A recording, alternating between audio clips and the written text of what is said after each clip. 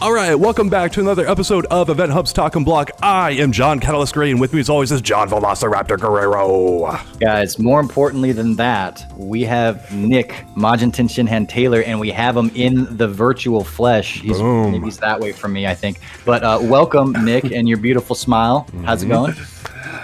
Thank you for having me, as always. It's going well. I'd be remiss not to mention that my hair is usually a lot bigger. But I literally just came out of the shower, so it's a bit wet. It'll probably fluff up throughout the video. Well, we were all judging you for it, but I'm glad that you brought it up, so now it's out in the open.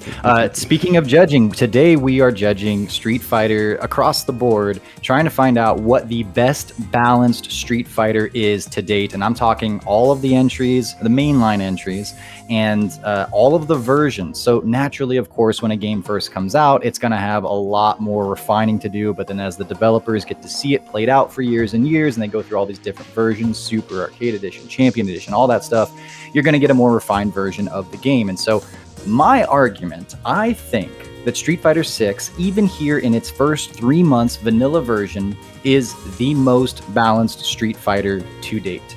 I'm going to go around the horn here and see if we disagree, or maybe it's going to be a real short podcast. But Nick, what are your thoughts on whether or not Street Fighter 6 is the most balanced Street Fighter to date? I will agree with an asterisk. Great. It's kind of what I had to say. So I think that Street Fighter 6 is, without a doubt, the most well-balanced initial version of Street Fighter. I think everyone would agree with that. I don't think that's a controversial opinion at all. But I will also say that it's a lot easier to be well-balanced with a smaller cast. So I think there's an argument for Ultra Street Fighter 4, which is an extremely well-balanced game and has a cast of 44 characters. And we've spoken a lot throughout the years when talking about balance in various games, like new ones or old ones. Ultra Street Fighter 4 is an example that comes up a lot, and there are memes around it. Some people go like, oh, it's Elena Fighter 4. That was never actually the case. Elena is extremely annoying and she's a strong character, but when you look at actual results and when you look at the top players and everything, it's not like Elena was everywhere. That just wasn't what happened. So I do think it's a very well balanced game at the end of its lifespan, and I also think at the end of the day that's more important, because that's where your legacy is going to be. It doesn't matter that vanilla Street Fighter 4 was imbalanced at this point. You know what I mean? Sure.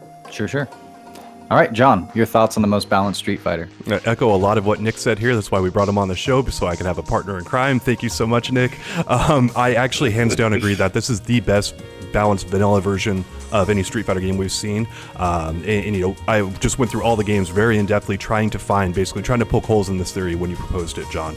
And in terms of vanilla releases, this is the best, and that is quite the accomplishment right there. But you start looking at characters like Yan and Evil Ryu in Street Fighter 4, Luke and Balrog in Street Fighter 5, Steve in Smash Ultimate, Tanya and Alien in MK10, and you go, in this era of DLC characters sometimes coming out of the gate completely busted, completely broken, to the point where they have to patch them out. We saw that with Rashid, but that was a bug, not like a power, balance so much. But that's where the real difficulty comes in. And as Nick said, you're going to be so much more judged on those characters as the game proceeds than you are the base roster. So right now, sure, I think you've got a decent case, but long term, what are we going to see here? And then what about characters like Lily and Zangief and Jamie and all that kind of stuff?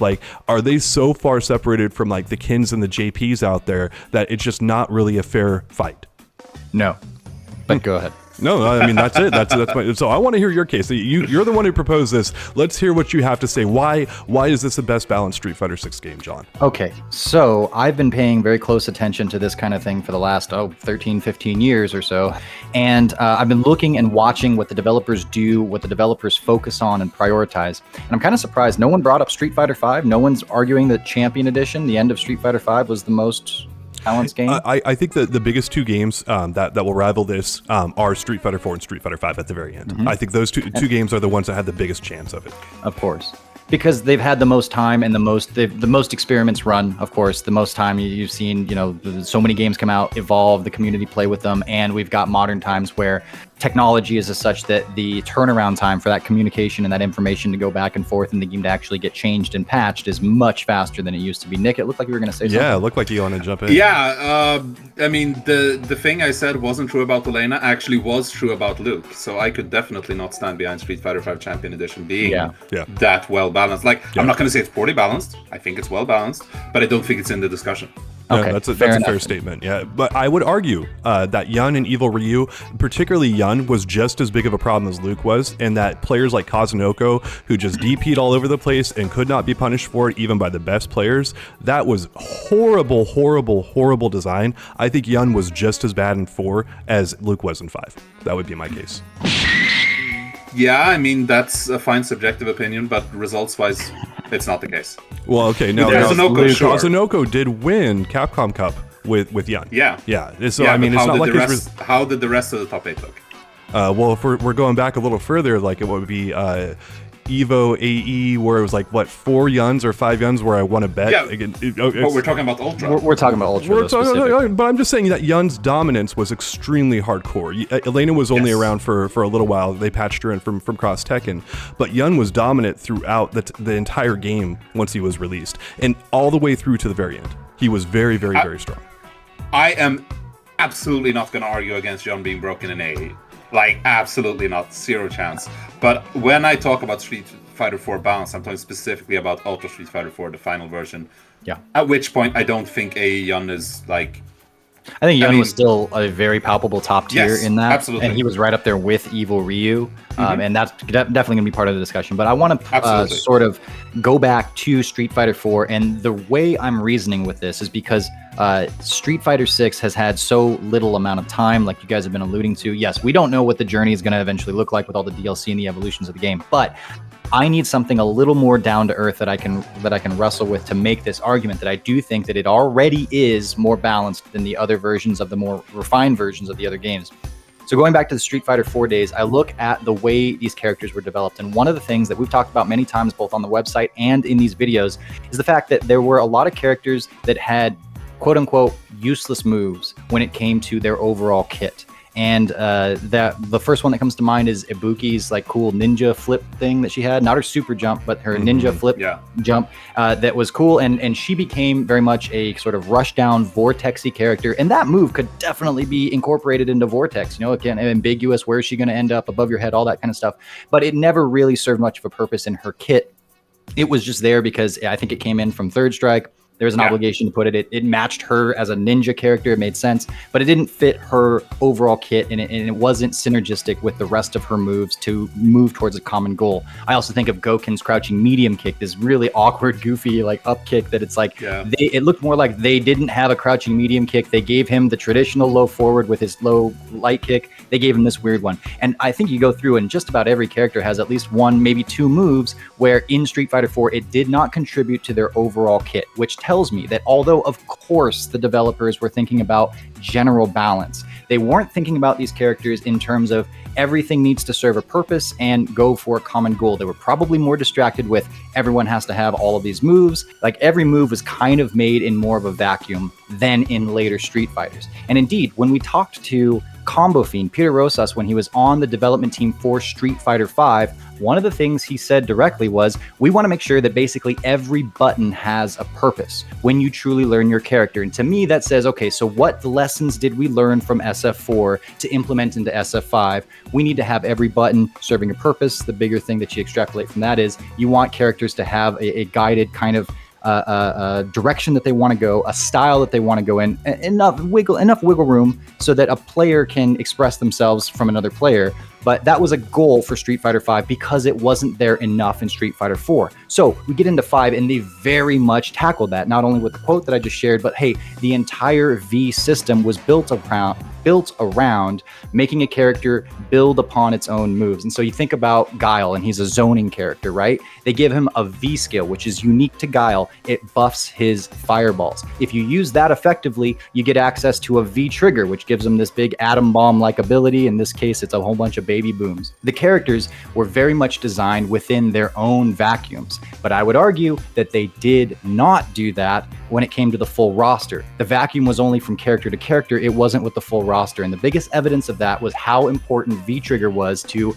a character's overall placement on the tier list. It wasn't everything. Karen didn't have the greatest V-Trigger, and she got by really well on footsies. But for the most part, it didn't matter too much what happened until it was Aegis Reflector versus Vega Rose. And I think because Vega had that Rose, there was a ceiling that he was never really going to get past on the tier list. He could wiggle around a little bit, but V-Trigger was so important. The global mechanic was so different and so important from character to character that the balance just never really had that much of a hope. There was a ceiling on the balance because of that.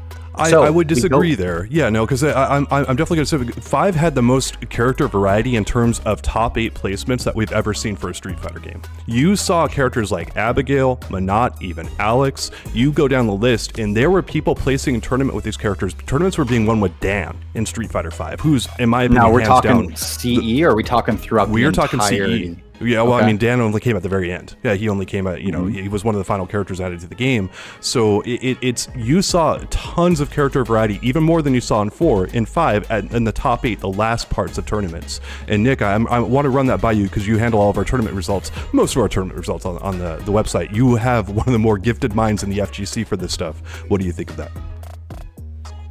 I wouldn't say that it was like way more than Street Fighter 4. I think they were, if we're looking at CE, I think they were relatively equal, except for the fact that Luke was super dominant. Yeah. Because in Street Fighter 4, we also saw a lot of characters show up. I remember back at that time, you and I would discuss the balance, and it's a 44 character roster in Street Fighter 4.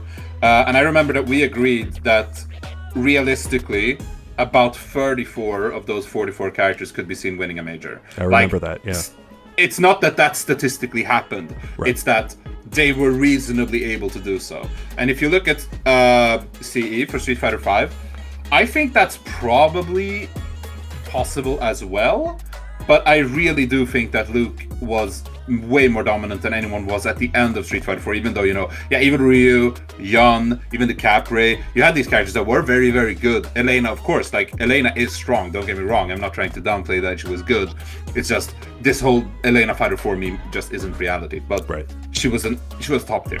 Yeah. To speak to I Elena, would argue, just real quick, John, I would argue that you could expand the 34 characters that we talked about in Ultra Street Fighter 4 to pretty much the entire cast in 5. I can't go down the 5 list and see anyone that's not capable of winning a major, and the first person I go to is Dan, and I go, wait, but Punk could do it with him. Punk could go in there and actually win a major with him. It was very unlikely he could do it, but Dan was good enough in that game and solid enough in the right hands to actually pull it off, where he was definitely not capable of that in 4. I see your Punk and raise your Justin Wong. He won a major with Dan in 4. That is true, but he trolled with. I'm not going to say the player out here because I really like the player, but he smelled blood in the water, and he said, "I have an opportunity to troll and win with Dan," and he did, because Justin Wong infamously put Phoenix as his #1 character in Marvel 3, where that is a very much a losing strategy. And I think still won the match. Yeah, that's Justin Wong. That speaks to him, less so the character. But yes, fair point. Which is something we also need to keep in mind when it comes to these things, because it's something I kind of want to get into, but you had something to say first, Raptor. Well, because Elena's come up twice, and I did have a note on her, it's that I wouldn't say that Elena was...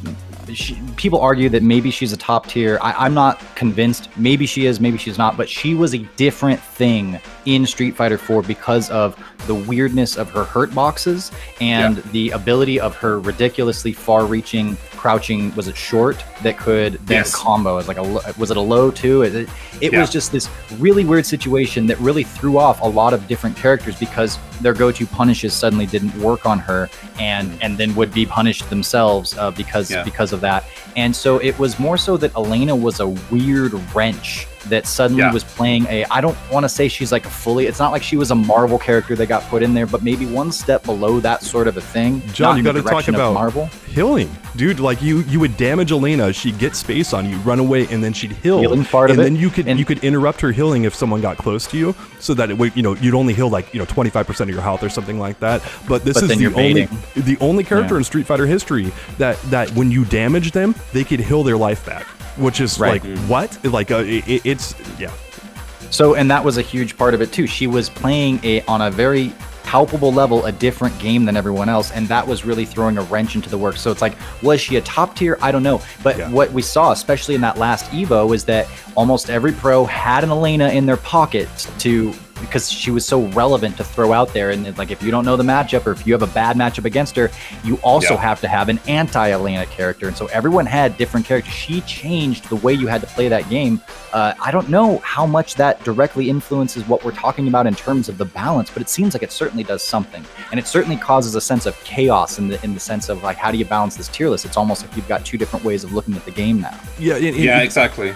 This is when you start getting into DLC characters, this is where Capcom starts throwing spaghetti at the wall and seeing what sticks. They will throw some random stuff out there and be like, what happens if we give Abigail a 2-bar V-trigger and make him do all of your life, and you have him on blockables and other things like that? What happens if we give Manat a 2-bar V-trigger that has 50 hits, then you can do all the opponent's life and stuff like that? Like, they'll start throwing stuff out here, and I'm really curious what happens when they start doing this with 6. That is where I'm going, okay, like, now are we going to see some busted stuff we've never seen before, because Drive Rush is bonkers. You've got all these mechanics and stuff in the game. Like, is there going to be a character who just says, that's nice that you like to play this way. I don't care. I don't have to. I'm the phone company, or I'm Rashid, or whatever, and stuff like that. Yeah. I don't think it's going to be an issue in Street Fighter 6. I think that, and this goes back to why I wanted to use something that sort of grounds us, and it is where the developers' minds, priorities, and general approach are. How much in the forefront, or how much of a priority is balance, and how much are they paying attention to everything? That has been leveling up from 4 into 5 in a very clear way, and then from 5 into 6 in a very clear way. Because what do they do in 6? They gave a global mechanic that is not exactly the same for every character across the board, but it's much more similar than V-triggers were. And also, it's incredibly relevant as V-triggers were. And so what we're seeing is, even as far as I'm concerned, I see these characters, and yes, there is a tier list, and yes, some characters are better than others. But then when you have like a matchup like arguably the best character in the game versus arguably the worst character in the game, and even more so arguably the worst matchup in the game, and Snake Eyes is able to reset grand finals and then win the whole thing in a Capcom Pro Tour Premier event, that says something to the balance of the game in terms of, you can use this mechanic, or you can use the combination of mechanics to get the job done even when you are at a clear disadvantage. I think that keeps the tier lists fairly compacted. And although yes, there is an ordering, I think that Zangief can still take a major, and I think Ryu can still win multiple World Warrior tournaments. I think that Lily is better than people are giving her credit for, and I think it's very easy to have these hot takes and go, oh, JP is crazy and weird because he's different and he shouldn't have these things, like Counter that has never existed that way, and we have these hard reactions and they're emotional. But at the end of the day, just like every step of the way, we're like, is DI too powerful? Is DR too powerful? Is this character too powerful? 2 minutes later, we feel like, well, but Capcom has clearly thought of this thing, and they've put something in that is a counter. Is it a perfect counter? No. Are you still going to have to play a certain amount of rock, paper, scissors and calculations and reading your opponents? Yes, but you have the ability, you have the control, regardless of what character you play, to stand a fighting chance in a way that I don't think has been the case in previous Street Fighters to this degree. Okay, so I have a lot of things I want to mention regarding this. First of all, going to Snake Eyes, his win was amazing. It was crazy that he won against JP of all characters, and Reynold, an Evo champ. I don't think anyone's gonna say, oh, that's just a random JP. Absolutely not. Reynold dropped a situation where he would have won the whole set. Sure. And Snake Eyes' mental fortitude led him to, manage to make it all the way back from there, which is, of course, like a huge testament to how solid Snake Eyes is mentally as far as the fighting gamer goes. But also, it does speak to what you said, like, the potential is there because he unlocked it, right?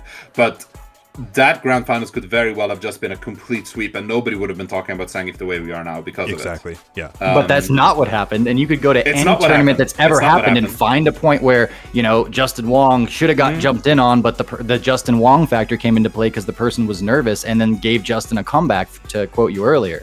But here's the thing I want to get into regarding this.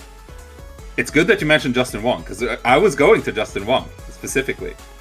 Marvel vs. Capcom 2, Justin Wong would play actual garbage characters. Because we know that today we talk about balance and we talk about characters being bad. Like, a bad character in a modern fighting game is so different from a bad character in an old fighting game. It's not even comparable. It's not remotely comparable. And Justin Wong would play these absolute trash characters like Surfbot, and he would beat seasoned players who could win tournaments because he was that much higher above everyone else. Skill and level. another good example, yeah, exactly. And another good example of that is Kuroda, the Street Fighter 3 player, Third Strike, who, like, the tier list existed. Everyone agreed on the tier list, but when it came to him, the tier list did not matter anymore. Did not apply. Because he would play Q, absolute trash character, not viable in any sense of the word. Kuroda would sweep all the best Chun-Li players in the world with Kuroda, like from time to time. And there we come into the discussion then. Is Snake Eyes simply such a godlike player that he is going to be the Justin Wong of Marvel vs. Capcom 2 or the Kuroda of Third Strike for Street Fighter 6? And that's why he managed to win this? Yes. Because when we're looking at other Zangiefs, they're not even making top 32 anywhere. Yeah, I think Dr. Danny Pham got 33rd, but yeah, Evo, but yes. And he's a very good Zangief player, specializes mostly in Okazemi, but the Snake Eyes factor, Snake Eyes is one of the best fighting game players ever, like ever. And that's it. I think it speaks so much more to his ability, and what Zangief is capable of is certainly there, because I mean, if he can do it, someone else can do it as well. Yeah, that is part of the equation, and we'll have to see if Snake Eyes continues. But the fact of the matter is, we do have a Zangief winning a premier event in this game, right? And so, like, yeah, take that with a grain of salt, fair enough. But I don't think that throws out the entire argument that the game seems balanced when you've got characters that people have like written off as unwinnable 7-3 matchups, and you know, how many JPs would he have to play throughout and other ridiculously hard matchups for Zangief and still place and still win. You've got Ending Walker making things happen with Ryu. Is that just because Ending Walker's good? Maybe, but at what point is it like, well, but it's happening, and these are like players that are contending with one another, so it's sure. I agree it's happening right now, but you also wonder how much of this is going to level off, because we're seeing people, you're saying like Lily is like a viable character, which I completely disagree with. Now you can do something with the character, but that character winning a major or winning a premier, that ain't going to happen, not with the game's balance as it is right now, because most people are dropping her. They're getting rid of that character left and right, and it's like, so it's not going to happen for her, and you've got characters like that just aren't capable of doing it unless Justin Wong like says, hey, you know what, I'm going to be a Lily main, or Punk says I'm going to be a Lily main, then sure, then that their skill level is so much better than most of the people in the field that they can overcome that. But for the most part, that character is not capable of hitting that high. And I think that some of the lower tier characters in this game, I actually think Zangief is a little bit underrated here. I do have him in the lower tier, but people love to complain about him so much on Twitter, and they got so used to 5 and stuff like that, they just don't understand how to play a grappler properly in 6, and it is a very different experience. But Daryl Snake Eyes, he knows how to do it, and there you go, there's the model. But I do think characters like Lily and Jamie are so bad in this game, I just can't see them. I can't see those characters winning a major with this current edition of the balance. Yeah, potentially so, and we'll have to wait to see if that does happen. I would be more surprised than not to see either of those characters win at all. I think same thing with Manon. She doesn't seem like she quite has all the juice right now. But we're not analyzing the end of Street Fighter 6. We have no idea what's going to happen there as this game evolves. So really, what I'm talking about is right now. But I do think that, and then like as a JP player, and with all the privilege that comes with that, I can tell you there are so many places where I feel the threat of what the other character can do. If it's Lily and she's got a win stock and we're sitting there in neutral, the way that these matches get talked about, and we don't have to go too far into the whole JP thing, I'm just talking from my point of view, is that the way these matches go, she's there, she has a very threatening presence where I can't really do anything without like freely. It's not like I get to freely do stuff. And at the same time, she kind of does, or she gets to make the first move. That doesn't mean that she wins the matchup. But the point is, it's like you can take those kinds of moments, and if you're a strong player, you can extrapolate on those and you can expand on them, and you can really make a better situation than I think a lot of people are making. And they're doing these hot takes of like, oh, it sucks and it's hard and I don't get it, so it's a bad matchup, as we've all done before and as we all have a tendency to want to do immediately. It's instinctual. But I think there's a lot of that going around right now. And if we look at even the short history of Street Fighter 6, those things that have come up again, DI, DR, certain characters that were going to be a problem, certainly were not a problem. And you go through and you look at the way that the developers, again, and getting back to this whole where their priorities were, how honed in and how focused they were on making sure every little bit of risk and reward was thought about when it comes to individual moves, when it comes to like the dynamics of things like, hey, we want to bring parry back, but we did that in Street Fighter 3, and that really neutered fireballs. How do we figure that out? Well, okay, we're going to have parry. It's going to be global. Everyone's going to have it, but we'll make fireballs a little bit faster, and we'll buff up the way that the multi-hitting fireballs function, and parry has 2 different modes to it. If you do regular parry, it does this. If you do perfect 2-frame window parry, it does this, and that has made both parry and fireballs relevant in a game, and I don't know that that's ever been the case before for a Street Fighter. So you look at examples like that and you go, man, these guys were so honed in, they've thought of everything, and as this continues to develop, Street Fighter 6, I think we're going to continue to see more of the same. Oh, this looks like a problem. 2 minutes later, here was the answer, and they already thought about it. So quick thing there, John. You don't think that there's going to be a DLC character that pops up here in 6 that doesn't break the game open? Because you're saying this game is fairly future-proofed. Yes, I think because of the foundations that they're building on and what I've seen so far, I was like, well, they had so much trouble balancing Rashid, for instance, in Street Fighter V. You can argue that they got to a place at the end of it, but I mean, the amount of times that they had to go after that character and do something, for the amount of time that people were complaining about him. Same thing with Cammy. They had a really hard time. In fact, at the beginning, they were buffing her. Like, they could take something away, but they gave her 2 things. So the initial couple seasons of balances, they had a really hard time with these characters. And then we get into Street Fighter 6, and like, they're still decent or strong characters, but they're nowhere near the problems that they were in Street Fighter 5. And I think that's another testament to how they put these kind of things under the microscope. And Rashid is one of those DLC characters. Okay, I would like to mention 2 things regarding this. First of all, Akuma's coming, right? Mm-hmm. Yeah, I'm not looking forward to that. I have faith. Okay, I think he's going to be top tier. You have there, John. I think he's going to be top tier, and I know that he's been Akuma in every game. And then I've even written about this, how there is a little bit of extra buffer that people are like, yeah, well, Akuma's allowed to be top tier, supposed to be top tier. And then there's always these issues and such. But even with that, I think Akuma will be a high tier, matter of fact. I think that they will have thought about things that balance him. I think that you're going to have some, I don't know how they're going to do it, but there's going to be some version of modern controls demon that is somehow balanced. And I'm glad it's not my job to do it. Yeah. Okay, so next point, which I think you've kind of been dancing around here. I'm not sure if it's your opinion as well, but I think basically everything you've said supports it, which is that one of the core reasons that Street Fighter 6 is such a well-balanced game is because the core mechanics are extremely strong, which makes the characters less important to an extent. It's not that the character you choose is not important, because obviously the gameplay is wildly different between who you choose. But at the end of the day, it is the system mechanics that keep the game flowing. Drive Rush in particular, very large part of the game. If you compare that with Street Fighter V, for example, what are the universal mechanics? There basically aren't any, because the V skills and V triggers, etc. are different, which makes the characters a lot more important as to who you choose. But no matter who you pick now, you are going to have access to the same stuff. Is it going to be just as good? No, it's not. But you still know, okay, if I throw out this button, I can hit confirm it via watching their HP bar, and I can go into Drive Rush, and that means I can do this and this and that. That's always a thing. The system itself gives you offensive and defensive abilities across the board. So everyone having parry, we talk about Third Strike as not being the most balanced game, but giving you a sense of control because of the parry, so that people like Kuroda could, with any character, kind of get the job done because of in no small part because of that universal mechanic. And it was something based off of skill, but if you leveled that skill up, you had a fighting chance. And that was a very balancing aspect of Street Fighter 3. That's been brought and ported over and refined into Street Fighter 6.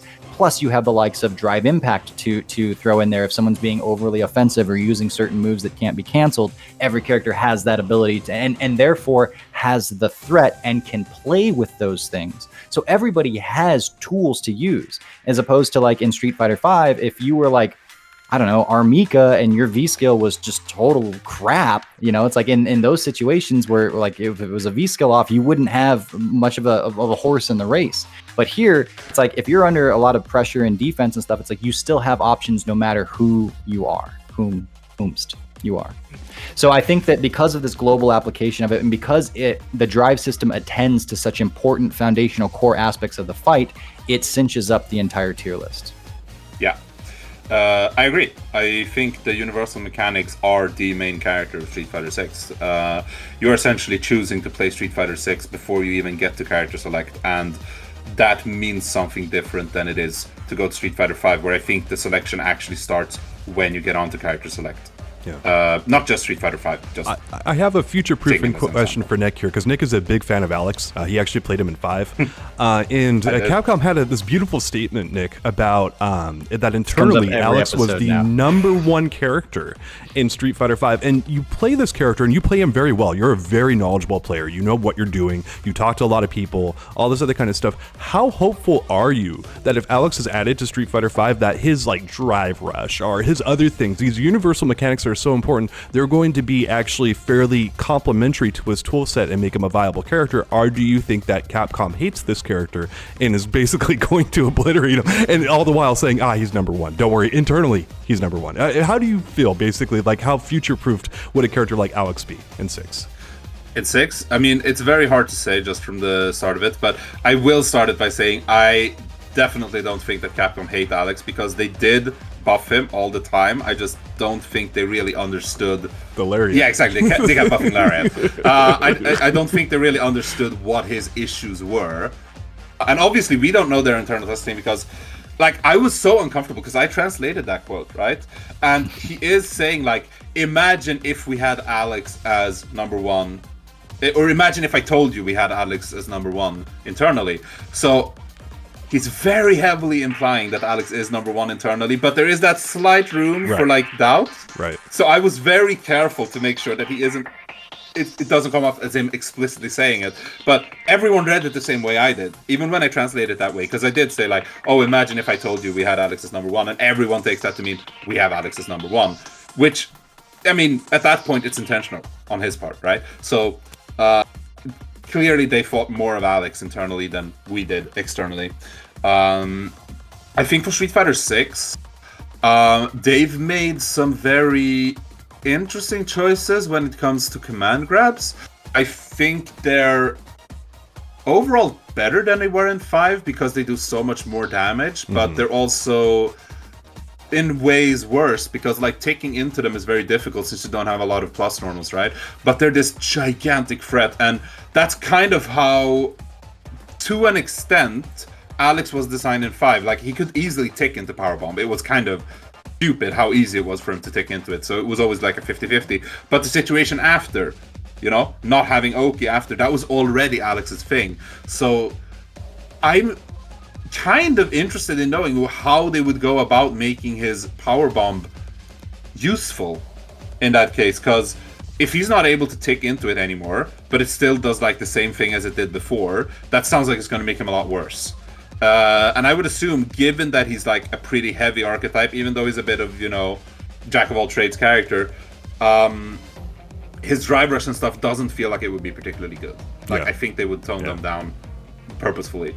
So it is hard for me to say where I would expect Alex to be if they added him to 6, but I will say I've like gone through the entire history of Street Fighter characters, and you know, there are a lot of characters that I like, there are a lot of characters I would like to play again, and this is something we covered a million times on this channel, but I was not a fan of Cody in 5. I did not like at all what they did with him. They completely revamped him, and that's like the worry with 6, you know, oh, if they bring back Cody, that's probably not going to be the Cody I like anyway, right?